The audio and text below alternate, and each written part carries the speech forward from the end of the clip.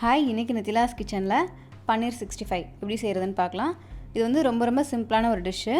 வீட்டில் இருக்க கொஞ்சம் பொருளை வச்சு இதை வந்து ஈஸியாக செஞ்சிடலாம்.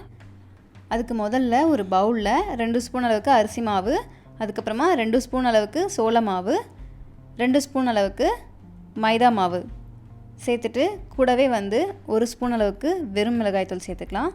கொஞ்சமாக மஞ்சள் தூள், கொஞ்சமாக வந்து மிளகுத்தூள், ஒரு அரை ஸ்பூன் அளவுக்கு இஞ்சி பூண்டு பேஸ்ட்டு சேர்த்துட்டு கொஞ்சமாக தண்ணி சேர்த்துட்டு இந்த மாவெல்லாம் வந்து நல்லா மிக்ஸ் பண்ணிக்கலாம். இந்த மாதிரி பதத்துக்கு நல்லா வந்து மாவை மிக்ஸ் பண்ணி வச்சுக்கலாம். இப்போ வந்து இதில் பன்னீர் சேர்த்துக்கலாம். நான் வந்து 200 கிராம் அளவுக்கு பன்னீரை இந்த மாதிரி கட் பண்ணி சேர்த்துருக்கேன். சேர்த்துட்டு நல்லா வந்து மிக்ஸ் பண்ணிக்கலாம்.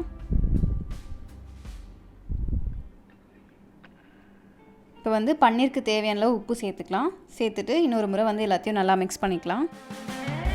எல்லாத்தையும் நல்லா மிக்ஸ் பண்ணிவிட்டு ஒரு 15 மினிட்ஸ் வரைக்கும் ஊற வச்சிடலாம். இப்போ ஒரு கடாயில் தேவையான அளவுக்கு எண்ணெய் எடுத்துகிட்டு எண்ணெய் நல்லா சூடானதும் நம்ம பன்னீரெல்லாம் வந்து ஒன்றா போட்டு பொரிச்சு எடுத்துடலாம். இது வந்து ஒரு 2 பேட்சாக கூட வந்து நம்ம பொரிச்சு எடுத்துக்கலாம். இப்போ வந்து பன்னீர் வந்து 2 பக்கமும் நல்லா வந்து ஃப்ரை ஆகிடுச்சு. இப்போ நம்ம வந்து பன்னீரெல்லாம் வெளியே எடுத்துடலாம்.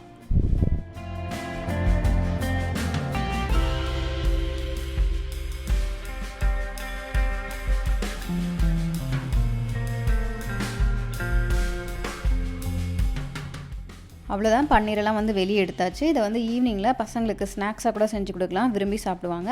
இன்றைக்கி எங்கள் வீட்டில் வந்து மஷ்ரூம் பிரியாணி, நான் அதுக்கு வந்து சைட் டிஷ்ஷாக பன்னீர் 65 செஞ்சுருக்கேன். நீங்களும் வந்து ட்ரை பண்ணி பாருங்கள். உங்களுக்கு இந்த வீடியோ பிடிச்சிருந்ததுன்னா நித்திலாஸ் கிச்சனை சப்ஸ்கிரைப் பண்ணுங்கள், லைக் பண்ணுங்கள். தேங்க்யூ.